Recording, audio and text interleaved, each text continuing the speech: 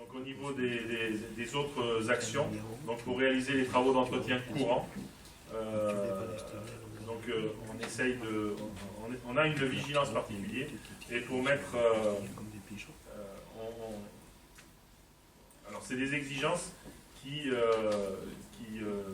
sont des augmentations obligatoirement, mais que l'on veut réduire, et donc c'est pour ça qu'on fait attention sur l'ensemble de la gestion, et en particulier des chapitres 11 et 12, puisque c'est les chapitres les plus importants, mais on a besoin quand même de mettre aux normes, de moderniser les équipements, et puis bien sûr on doit continuer notre politique d'accessibilité, et le tout sans pression fiscale, c'est-à-dire sans augmenter les impôts de 2019.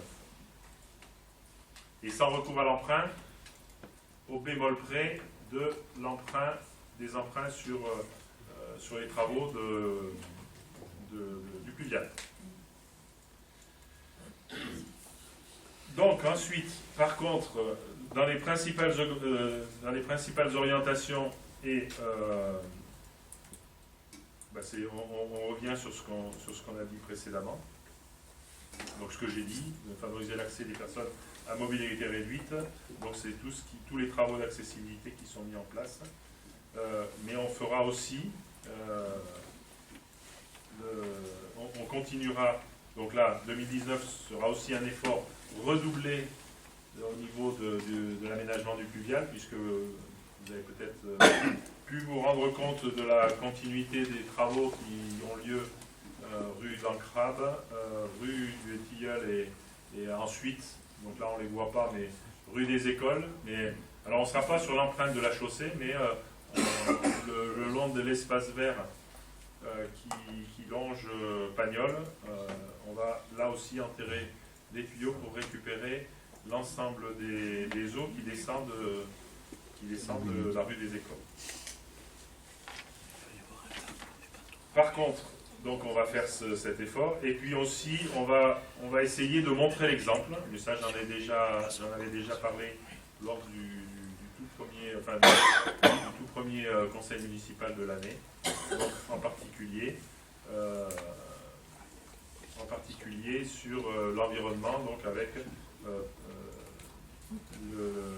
planter des arbres et l'achat de voitures propres. Mais ça, on en reparlera quand on en sera au budget, de façon à être un peu plus précis sur ce qu'on veut faire. Et donc, on le verra, puisqu'on n'a pas encore l'ensemble des éléments, on verra ça au moment du vote du budget. On aura un œil un peu particulier.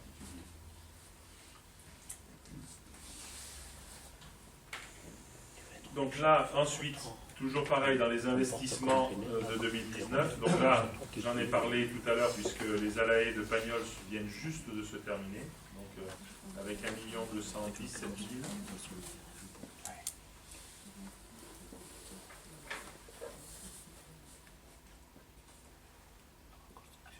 On a prévu la reconstruction des vestiaires du club de rugby et de foot. Donc, alors, ce projet est un projet de construction de 6 vestiaires, donc que ce soit masculin, féminin, ils seront positionnés dans le prolongement du clubhouse du foot, mais en allant donc depuis le clubhouse en allant vers la rue de Bourgogne. Donc c'est exactement dans la continuité, et c'est aussi dans le c'est dans le même esprit architectural que le clubhouse de foot. Ensuite, on a des travaux de rénovation à Maison des Pêcheurs, gendarmerie, salle municipale plaisance accueil, piscine municipale, clubhouse de roller, presbytère, local du secours catholique, et la mise aux normes des accès au terrain d'honneur, donc là, au stade d'honneur, pardon. Donc là, quand on parle des accès, on parle de ce qui a été fait par exemple ici, au niveau des accès piétons, des cheminements, c'est-à-dire la plupart du temps c'est en béton plutôt que d'être en gravier, puisque les accès pour les personnes à mobilité réduite et qui sont en fauteuil roulant ne peuvent pas accéder. Alors là, avant c'était au pigeonnier, Et là, pour l'instant, c'est très compliqué au stade d'honneur. Voilà. Le coût de l'ensemble de ces travaux représente environ 1 252 000 euros. Alors, c'est une estimation pour l'instant, parce que quand on présentera le budget, on aura des montants un peu plus proches. On va donc... Une question. Pour la piscine, qu'est-ce que vous prévu à la piscine? Alors la piscine, c'est des investissements presque d'entretien comme chaque année. Alors par contre, je ne sais pas si... moi, en tous les cas, je n'ai pas en tête le détail des travaux. On me parle du pédiluve, la mise en accessibilité aussi, donc des accès certainement. Voilà, enfin, de toute façon, on a toujours des travaux. Tous les ans, on a des travaux à la piscine pour qu'elle puisse continuer d'accueillir du public dans les meilleures conditions. Après, vous dire quels sont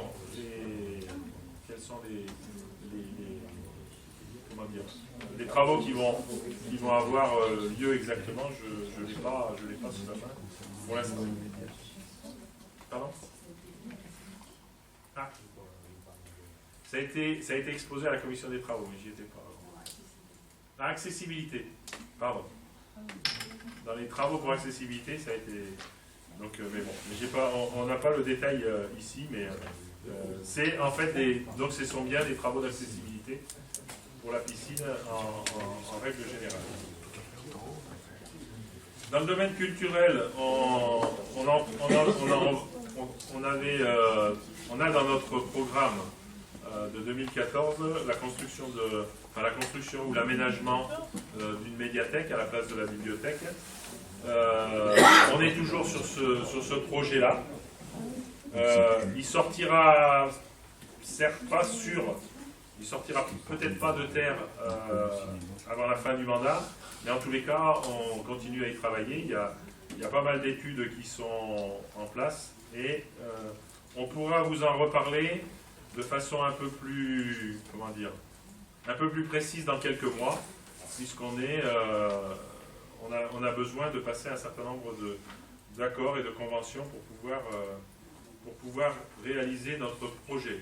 Donc là, comme c'est soumis à des décisions qui sont, je l'espère, en train d'être prises par d'autres, on en parlera quand il sera prise. Une petite question, vous la mettez où cette médiathèque finalement? Notre projet, c'est justement dans le cadre de l'aménagement, alors peut-être que ça va être remis en cause, hein, dans le cadre de l'aménagement du projet comment ça s'appelle, de la Fondation Saint-Martin, puisque la Fondation Saint-Martin vend le tiers sud du terrain, et donc on espère que dans ce projet-là, dans ce projet-là, notre projet, c'est de pouvoir intégrer cette médiathèque dans ce projet. Donc dans les logements que Green City va construire, c'est bien ça? À la place peut-être de logements? Non, pas à la place. Non, je ne peux pas en dire plus parce que l'ensemble des décisions n'est pas encore prise, donc je ne peux pas dire exactement ce qui va être fait, mais sinon c'est assez clair. Vous me demandez où on a prévu de la mettre, c'est assez précis, il me semble, pour répondre à votre question. Oui, donc la réponse c'est sur le terrain qui fait l'objet d'un compromis de vente entre Green City et la Fondation Saint-Martin. Oui. Donc comme tout n'est pas encore réglé, on va... Voilà. Allez-y.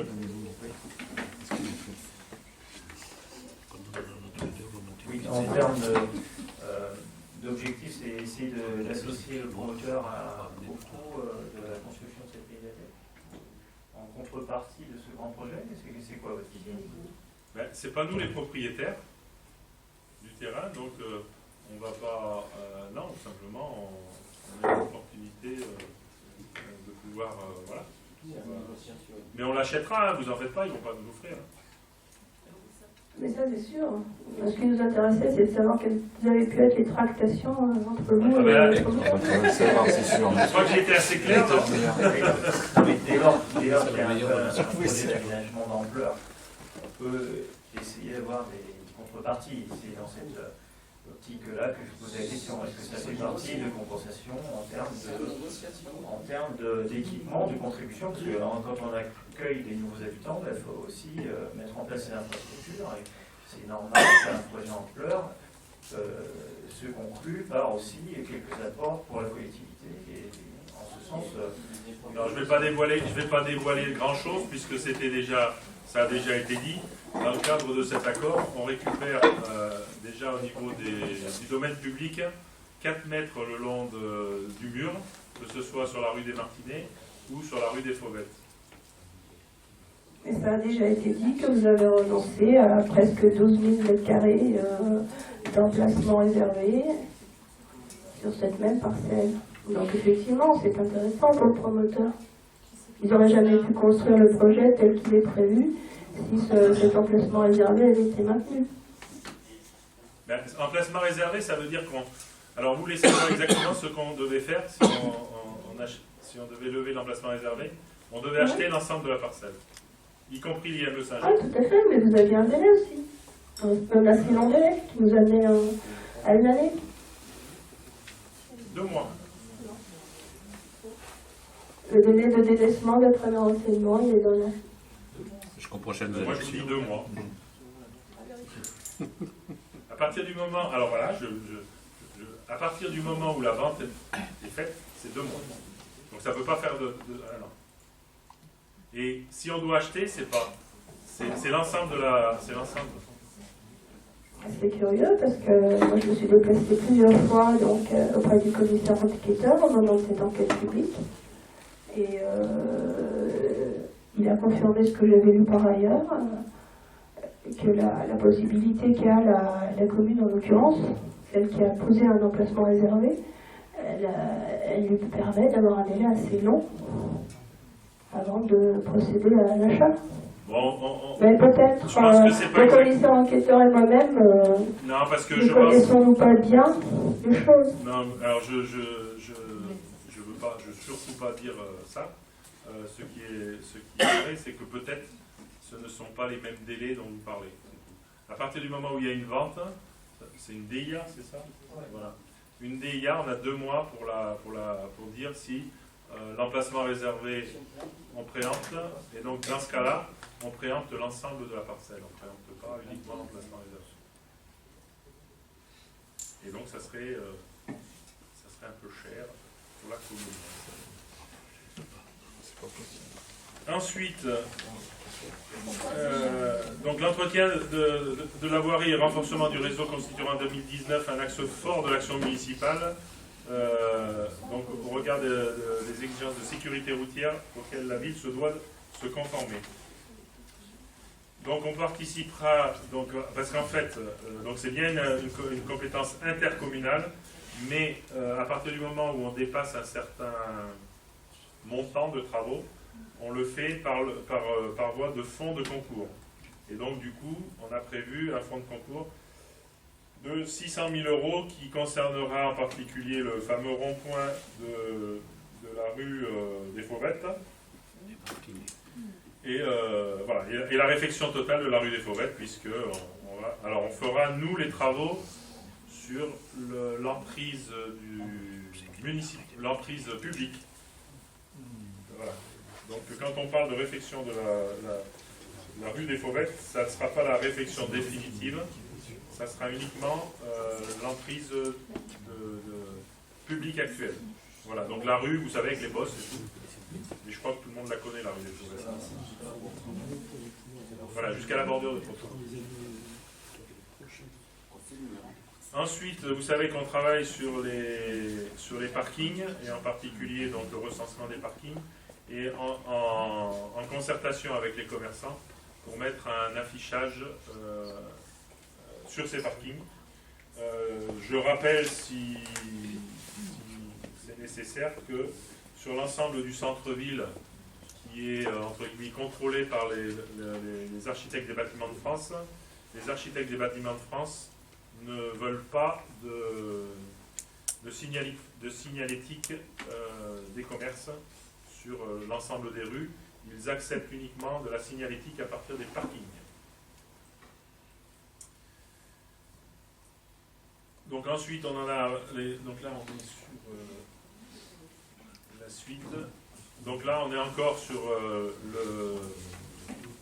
le pluvial. Donc là, j'en ai déjà parlé. Donc on est sur un chantier de 2 millions, environ de 2 millions 30 000 euros. Donc sur l'ensemble de la rue d'Ancrade, des Tilleuls, et sur le bord de la rue des Écoles.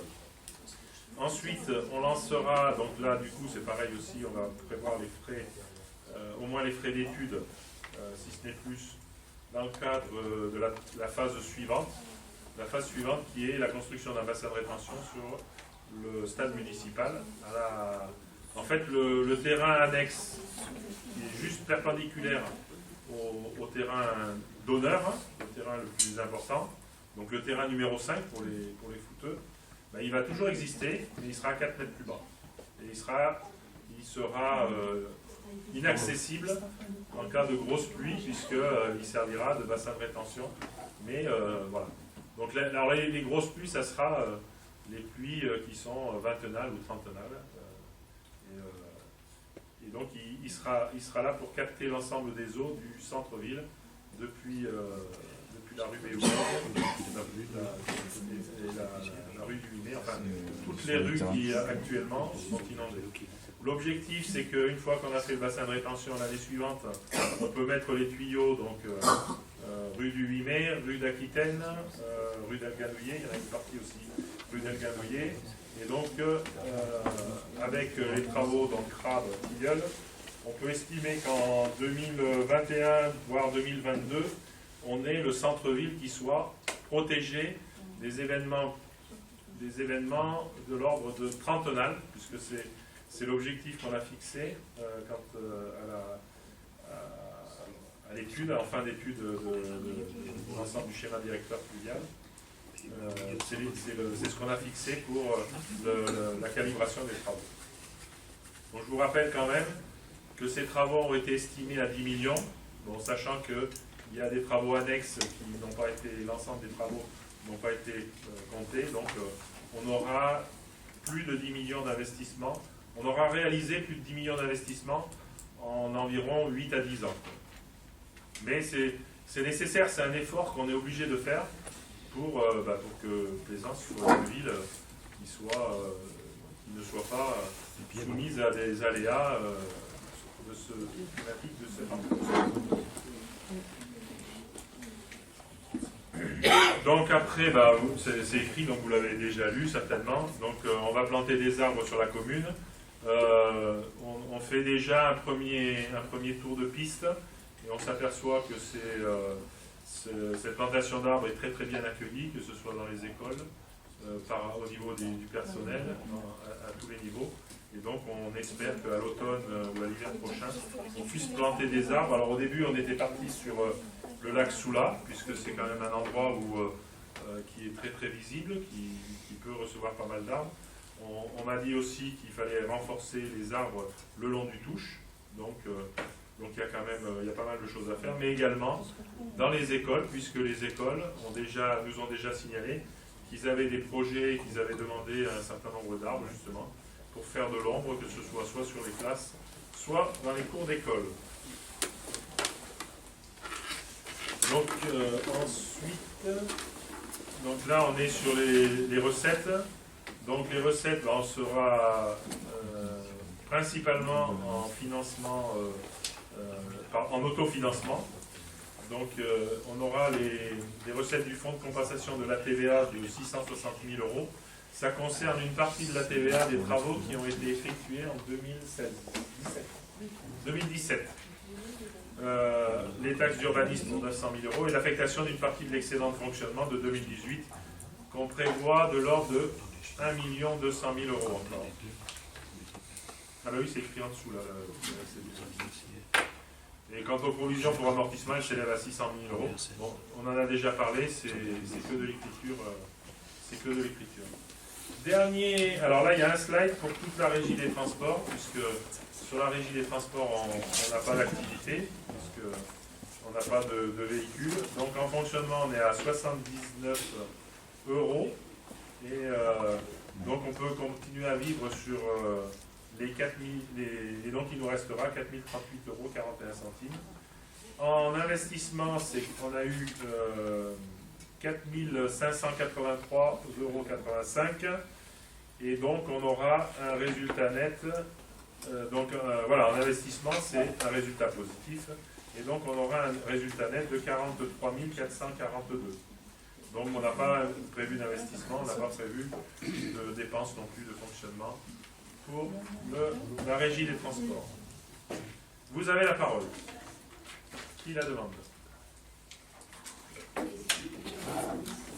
Alors, je ne vais pas vous assassiner avec tout un laïus, je vous ferai passer les notes que j'ai prises. J'avais quelques questions pour commencer, des questions très ponctuelles. La première, très ponctuelle justement, c'est, vous nous avez parlé de la hausse de la subvention au service départemental d'incendie. Vous avez parlé de 280 000 €, mais je pense que c'est 28 000 €. C'est l'ensemble, oui. C'est pour l'ensemble des... Vous voulez... Non mais je pense que c'est 28 000 €. D'accord. Non mais comme il y avait une petite... J'ai dit 280 et oui. c'est écrit 28. Voilà, d'accord.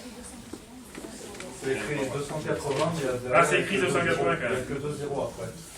Non mais c'était ça. Ah, c'était... D'accord. J'ai mis un 0 alors qu'il ne fallait pas le rajouter. D'accord. Voilà. La dotation de solidarité urbaine a augmenté cette année et je me demande pourquoi. Quelle est la justification? Alors c'est les deux. C'est DSU et la péréquation. Prenez. Je laisse Madame Ambrux vous répondre. Donc effectivement, on a eu une augmentation de la DSU sur 2018 ainsi qu'une augmentation de la dotation nationale de péréquation. Donc c'était prévu dans la loi de finances pour 2018 puisque les dispositifs de péréquation DSU et DNP, l'enveloppe était plus importante. Donc l'effet population qu'on a, on se la retrouve sur la DSU. Mais si vous voulez le détail... Non, c'est pas le détail, c'est juste le principe. Voilà. Qu'est-ce qui justifie? C'est la hausse de population en fait. On a la hausse de population et les montants accordés sur ces deux enveloppes au niveau de l'État qui étaient un peu plus importants. Bon, alors ça c'était une petite question. Maintenant, d'un point de vue général, donc sur le contexte, je vais passer. Moi j'avais quelques remarques sur l'exercice qu'on vient d'entendre.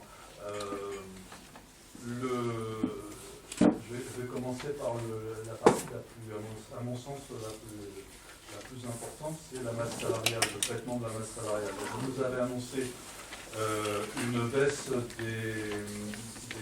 la masse salariale de 1,4 million d'euros qui était liée à un certain nombre de facteurs, dont le transfert de la prestation extra et périscolaire à l'association LEC, contrat qui lui se monte à 1,37 million d'euros.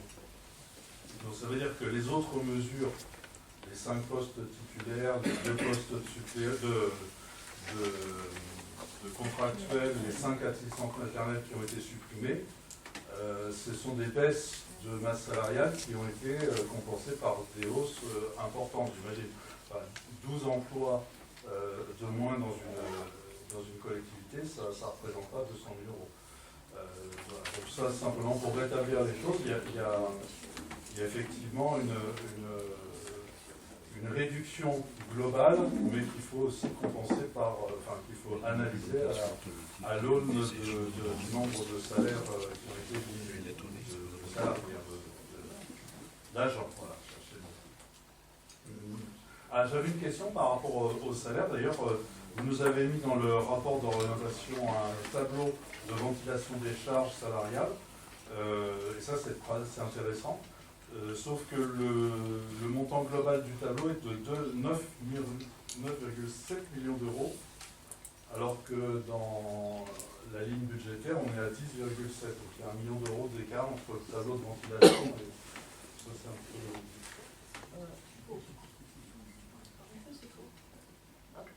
Donc, Vous savez bien qu'au niveau du chapitre 012, mais je sais, M. Barbier, que vous avez la connaissance comptable de ce chapitre. On a bien entendu pas uniquement la partie rémunération, on a l'ensemble des charges. Oui. Voilà. Donc si vous aurez le compte administratif qui vous sera présenté bientôt, vous verrez quels sont les comptes qui ont augmenté aussi. Oui, non, mais la question n'était pas là. C'est que quand on voit j'étais en train de chercher là, c'est page, page 10. En fait, page 10 de votre rapport, il y a la répartition des charges montant brut, charges patronales, etc., avec les heures supplémentaires. Bon, voilà. Et à la fin, en bas du tableau, on arrive à 9,7 millions d'euros. Alors que la dépense salariale est 10,7 millions d'euros. Donc il y a un écart d'1 million que je n'ai pas trouvé. Moi. Mais bon, voilà. Ils y sont les indemnités. Effectivement, il y a toutes les cotisations ACDIC, URSSAF et autres. Non, elles y sont les cotisations dans ce tableau. Et puis ça ne ferait pas 1 million, ça ferait beaucoup plus. Il y a au moins 3 millions de cotisations. Non, mais bon, ce sera à fouiller quand on sera en commission finance.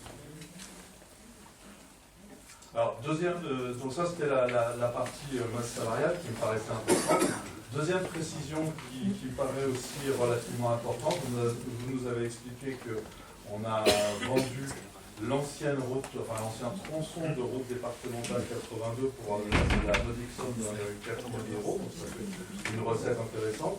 En contrepartie, on a 2 millions d'euros acheté la nouvelle route départementale 82, le nouveau tronçon.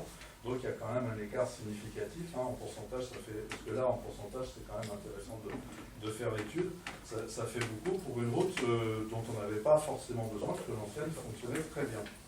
Voilà, donc ça c'était pour dire que voilà, on a dépensé 1 million d'euros au global pour refaire une route qui n'a pas besoin d'être faite.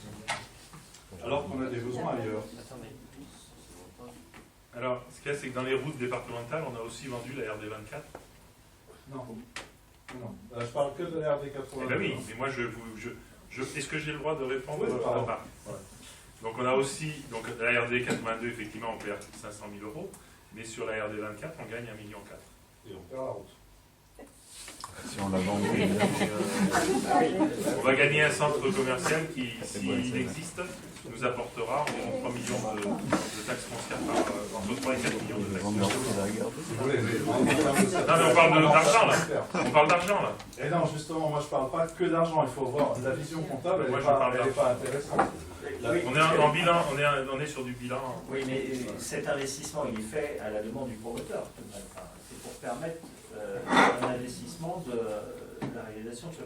Donc c'est quand même fort de voir que le contribuable doit payer 500 000 euros de différence alors que ça change absolument rien pour lui. Si on avait dû refaire la route, on aurait payé beaucoup plus que 500 000 euros. Elle était quand même pas dans un état. En plus, ça fait une. Donc, moi, je ne comprends même pas pourquoi il n'y a pas eu une opération blanche sur cette histoire. Enfin, c'est le minimum qu'on puisse accéder à la demande du promoteur de faire cette route, ok, mais que ça ne soit pas à la charge du contribuable. C'est quand même. Oui. Vas-y, Chaque fois qu'on parle de ça, vous nous dites que c'est payé par le contribuable des Alsois. Je regrette de dire encore une fois, M. Escoula vous le dit depuis 5 ans, c'est payé par la vente des terrains de la Minute et pas par le contribuable des Alsois. Je suis désolé de vous le dire une autre fois. Mais vous ne comprenez pas. Mais si, on a très bien compris cette jonglerie. Ça te rappelle le bon vieux temps? Les terrains qu'on a vendus aujourd'hui, c'est pour ça que je dis tout à l'heure, en réponse à la RD24, effectivement, on a vendu la RD24, on a gagné de l'argent avec la vente, on a perdu le terrain.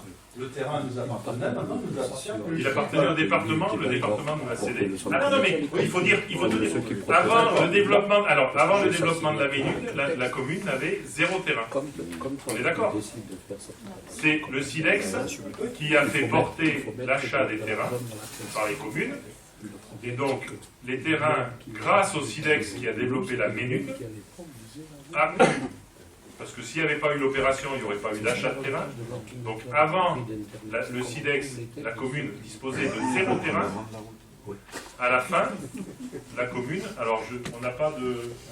On avait fait il y avait eu un bilan, vous vous rappelez, du bilan total qui avait été fait sur l'ensemble de la Ménude.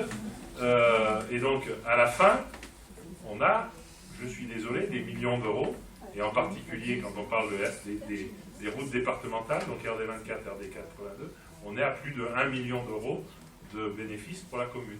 Alors après, et qui profite aux plaisants, parce que si on a réussi à avoir cette enveloppe de 14 millions, c'est en partie des reversements du SIDEX par rapport à la vente des terrains quand le SIDEX existait ou quand on était en budget séparé, développement économique.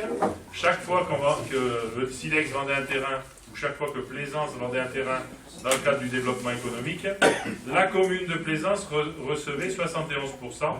Et donc, à l'époque, on avait fait un bilan et il était vraiment très très positif. Et quand on dit que ce ne sont pas les impôts des Plaisançois qui ont payé ça, ben on dit la vérité. Voilà. Excusez-moi, Donc, perdu quand non. La mission d'une commune, c'est d'organiser son développement économique, c'est aussi d'identifier des terres sur lesquelles on va pouvoir bâtir et on va pouvoir se développer économiquement, et le SIDEX a été créé dans cette et comme toutes les autres communes font aussi des opérations bénéficiaires, et c'est très bien, donc très bien, soit. Bon, mais là ça n'a rien à voir, là c'est une route qui existait, on accède à la demande d'un promoteur, et en plus on doit rajouter 500 000 €. C'est quand même hallucinant, excusez-moi, c'est hallucinant que ce ne soit pas le promoteur qui est payé. Et ça, quand même, il faut que ça soit clairement expliqué aux Plaisançois. Alors, on dit, c'est très habituel, on fait dire aux chiffres ce qu'on veut, et donc on va jamais arriver à s'entendre là-dessus, donc ça sert à rien de continuer à débattre, puisque... Enfin, non, moi je suis désolé, ça sert de débattre, parce que justement, il faut éclaircir un petit peu la situation. Mais c'est très clair la situation. Quand on parle des autres communes, parce que vous parlez des autres communes qui font la même chose, c'est pas vrai. Ce qui a été fait au SIDEX, c'est de ne pas prendre de porteurs, alors je ne me rappelle plus comment ça s'appelle. On ne prend le SEM, on n'a pas pris le SEM. Non, mais la SEM, donc la SEM prend des pourcentages de vente et des pourcentages sur les achats. Ça aurait coûté 15 millions d'euros.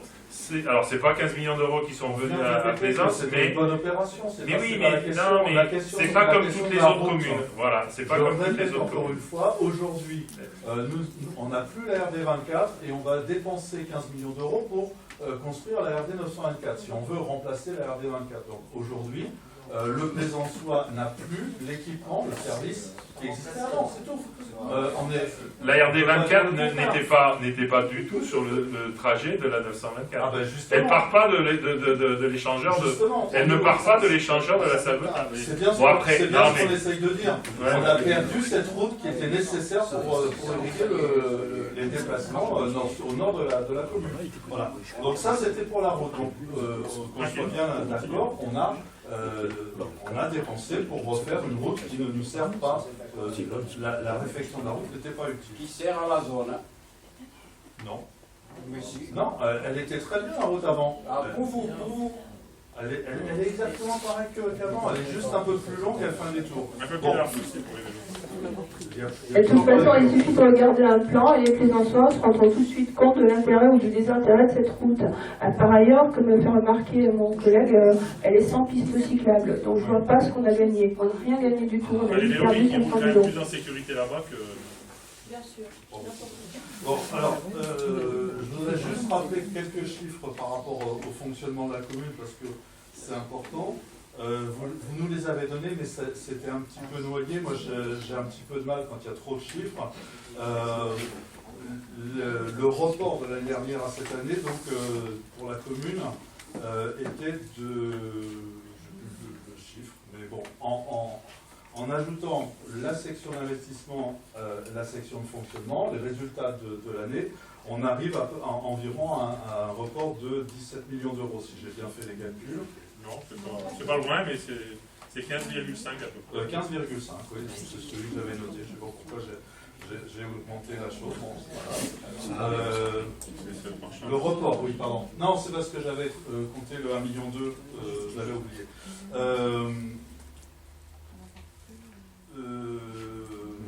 Avec la ressource fiscale de l'année, donc d'environ 12,5 millions d'euros, les recettes, on l'a vu tout à l'heure, les recettes des services à environ 2 millions d'euros. Les dotations, que ce soit l'État ou l'intercommunalité, des choses comme ça, on est à 5 millions d'euros, donc on a à peu près 20 millions d'euros de recettes, minimum en comptant juste. Donc on arrive en gros à 35 millions d'euros de capacité de financement pour l'année 2019. Voilà ce que j'ai compté.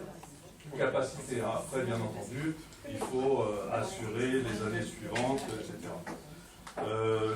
Les charges incompressibles, hein, les charges traditionnelles, je les ai évaluées à 18 millions d'euros à peu près.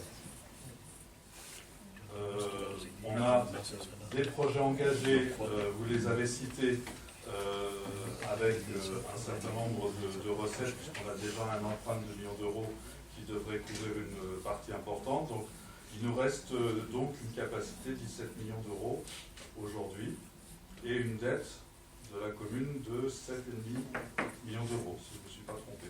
C'était juste pour rappeler ces chiffres qui sont importants.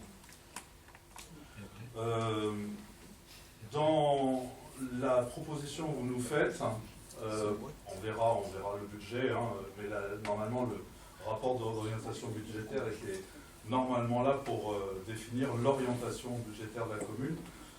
On y voit la poursuite, c'est marqué en toutes lettres, hein, la poursuite de la politique qui a été menée depuis le début du mandat, la mise aux normes, le renforcement du pluvial pour lutter contre le risque d'inondation, mais uniquement en termes de ruissellement des pluies. C'est pas nous qui sommes. On n'a pas le droit de toucher aux touches. Oui, oui. Touche, touche.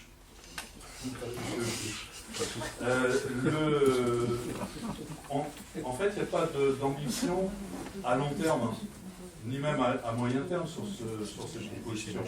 On continue. Alors si, pardon, j'avais oublié, on va planter des arbres. Ça c'est bien. Ça c'est du long terme. Oui, oui, tout à fait. C'est pour ça que je dis, effectivement, il y a une ambition à long terme, c'est de planter des arbres, et ça c'est une très bonne chose. Et puis de maîtriser aussi les émissions de gaz à effet de serre par acquisition de véhicules propres.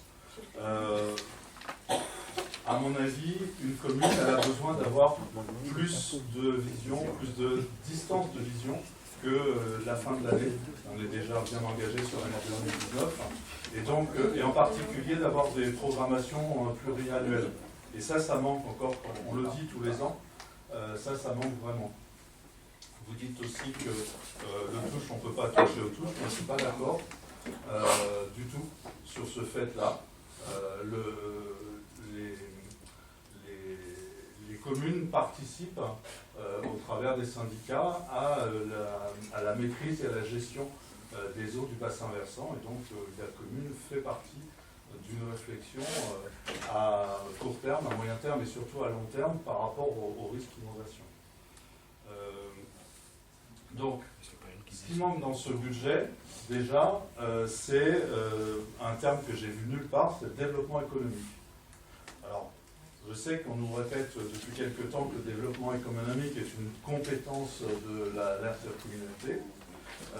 Je connais très peu de communes qui se développent en dehors d'un investissement et d'une action en termes de développement économique. Ce n'est pas forcément l'intercommunalité qui va prendre en charge l'action de développement économique. Avoir un manager de centre-ville, par exemple, c'est quelque chose qui permet de revitaliser le centre-ville. Aujourd'hui, on a un centre-ville qui est en déshérence.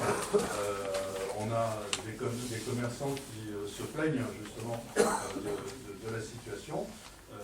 On n'a pas, dans ce budget, dans l'action municipale, on n'a pas entendu parler de développement économique. Même si, effectivement, il y a de l'emploi qui s'est développé ces dernières années. Bon, sur la partie environnementale, vous en avez parlé, je pense que vous n'avez pas saisi le deuxième degré tout à l'heure quand j'ai parlé des investissements à long terme sur les arbres. Je pense que, franchement, honnêtement, en 2019, l'ambition d'une commune, c'est pas de planter quelques dizaines, quelques centaines, même quelques milliers d'arbres. L'ambition d'une commune aujourd'hui, c'est un enjeu qui est absolument indispensable, c'est de devenir une commune à énergie positive, c'est de développer une gestion autonome de l'énergie, une génération autonome d'énergie, pardon. C'est récupérer les eaux de pluie, c'est optimiser son réseau d'éclairage. Enfin, je veux dire, on a énormément d'impératifs à mettre en place, et aujourd'hui, même s'il y a des choses qui sont faites, il ne faut pas le nier, mais on est bien loin de ce qu'il faudrait mettre en place. Et je terminerai sur ce sujet-là, sur un troisième thème que je n'ai pas entendu, et alors là, cette fois-ci, pas du tout, c'est la citoyenneté. Aujourd'hui, ce sujet devient véritablement un sujet important dans notre société. Le gouvernement a essayé de répondre à la situation dans l'urgence en mettant en place un grand débat. On va voir. Moi, je suis assez sceptique sur le résultat, mais bon, laissons-lui le temps de le faire et de le tester. Mais au niveau de la commune, on peut aussi traiter ce sujet-là de la citoyenneté. Et je pense que vraiment on a besoin aujourd'hui d'avoir des moyens de mettre en perspective les projets et les citoyens, de faire travailler les citoyens qui le souhaitent sur les projets, de les informer en amont, de les consulter et on va dire de co-construire les choses. Aujourd'hui dans la commune, ça a toujours été comme ça, on voit arriver les projets au dernier moment, et puis la dernière histoire en date, c'est l'IME Saint-Jean, c'est tout à fait significatif. On a des gens qui arrivent en hurlant dans une commission en disant on découvre sur votre site que vous avez un projet, on n'a pas été consulté, c'est la moindre des choses qu'on nous informe. Donc on a un vrai problème de citoyenneté et je pense qu'il y a vraiment besoin de dépoussiérer le fonctionnement de la commune sur ce sujet-là. Voilà les quelques réflexions que je voulais apporter sur ce ROD. Je vous enverrai mes notes par mail et elles seront de toute façon sur notre site internet. Moi, je voudrais répondre juste sur une question que vous avez dit, qui est en train de se faire. On n'a pas attendu que M. Barbier nous dise qu'il faut optimiser il ne marche pas. Qu'il faut optimiser le réseau d'éclairage public. On n'a pas attendu que vous nous le disiez, puisque vous savez déjà qu'on y a travaillé, puisqu'on a fait 45 000 € d'économie en éteignant certaines zones de 1h du matin à 5h. Et justement, on est aujourd'hui, on nous l'a encore rappelé, sur un diagnostic de l'éclairage public pour optimiser l'éclairage comme vous le dites. Donc on n'a pas attendu que vous nous le souffliez, monsieur. Moi, je ne parle que de... Non, mais je suis tout à fait d'accord, et je l'ai dit, il y a des choses de fait. C'est indéniable, il y a des choses de fait. Ce que je dis simplement sur cet aspect maîtrise de l'énergie, maîtrise de nos consommations, il y a beaucoup plus à faire. Il faut vraiment mettre la pression sur ce point-là. Cette année, on a encore 30 000 € de hausse sur la dépense d'énergie.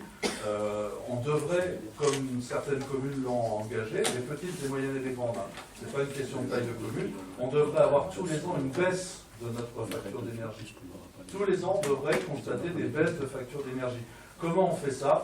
On isole, on génère de l'énergie en local. Aujourd'hui, citez-moi la quantité de mètres carrés de panneaux solaires qui ont été installés sur le toit des bâtiments municipaux. Pardon? Par contre, là aussi, je peux répondre, il n'y a pas que l'isolation à faire, puisqu'on y travaille aussi. On a fait des diagnostics sur une dizaine de bâtiments, et on étudie, on ne peut pas tous les isoler en même temps. Et on le fait. Par contre, vous savez très bien qu'il y a des agrandissements de bâtiments et de nouveaux bâtiments. Il y a 3000 m² de bâtiments en plus cette année. On est passé de 49 500 à 52 500. Et donc ça aussi, ça augmente le coût de l'énergie. Voilà. Il n'y a pas que l'isolation. Je ne vais pas répondre à tout parce que je pense qu'il y avait une grande partie qui était de la préparation de la campagne électorale de l'année prochaine. Non, c'est pas la peine un c'est plan apolitique. pluriannuel. Ça n'a rien Vous à pourrez voir. comprendre peut-être que les élections sont en 2020, en mars 2020. On a voulu, et moi en particulier, on a voulu présenter un budget et faire des réalisations qui ont deux caractéristiques, qui soient utiles pour les plaisançois et qui ne soient pas des investissements ou des dépenses qui ne soient pas acceptées par une future municipalité, par une future liste majoritaire, quelle qu'elle soit. Donc il est très clair que c'est très bien, ça nous alimentera peut-être notre campagne électorale, on pourra s'inspirer de vos bonnes idées, et c'est très très bien. Mais vous pouvez comprendre que nous, étant majoritaires, on ne souhaite pas préparer la campagne, pour l'instant, en tous les cas, on va préparer la campagne électorale, et on la présentera, et on se présentera avec notre bilan, le bilan qui est par rapport à ce qu'on s'est engagé de faire. Alors c'est vrai qu'on ne s'était pas engagé à mettre des panneaux photovoltaïques sur les bâtiments, donc on n'en a pas mis. Alors après, c'est vrai qu'il y a des choses auxquelles on ne s'était pas engagé, qu'on a fait. Voilà, au fur et à mesure, on les fait en fonction de ce qu'on peut faire. Donc de toute façon, si on avait commencé à faire un plan pluriannuel sur 4 ou 5 ans, je pense que la première réaction d'un de vos colistiers ou d'une de vos colistières aurait été de dire « Mais monsieur le maire, vous oubliez qu'il y a des élections en 2020, donc je ne vois pas pourquoi vous tracez une perspective de plaisance jusqu'en 2025. » Voilà, donc c'est tout simplement par rapport au plan pluriannuel, il y a eu la volonté de ne pas en présenter en 2019. Dernière chose par rapport à l'isolation, il y a une étude qui a été faite par le SDEG en 2017, je crois, fin 2017, sur les locaux du blé en herbe et de Dodé. Pour faire l'ensemble de l'isolation, alors je ne me rappelle plus de l'enveloppe, c'était plusieurs centaines de milliers d'euros, avec comment on appelle ça, un retour sur investissement qui était aux alentours de 43 ans. Il faut savoir que les locaux qu'on a, en grande partie, alors pas que les vieux, parce que ceux de Saint-Nicolas-III, ils ne sont pas beaucoup mieux isolés. Ce sont des locaux qui sont très très très énergivores. C'est comme ça, oui. Énergivores, tout simplement. Il n'y a pas besoin de thé. Donc ils sont très énergivores. On a des vrais problèmes. On y pense. Ce sont des investissements qu'on n'est pas capable de faire en 2019, donc on n'en parle pas. Peut-être qu'on les proposera dans le cadre de notre campagne pour 2020. Mais voilà. Mais vous avez eu des très bonnes idées, j'en ai noté quelques-unes et je pense qu'on pourra les exploiter avec grand plaisir pendant notre campagne. Il y en a d'autres là-dedans, c'est cadeau. Voilà, mais c'est pour ça que... Non, mais il n'y a aucun problème. Moi, je suis preneur de toutes les bonnes idées, j'ai pas de problème je ne cherche pas la paternité de toutes les bonnes idées. Madame Serrault.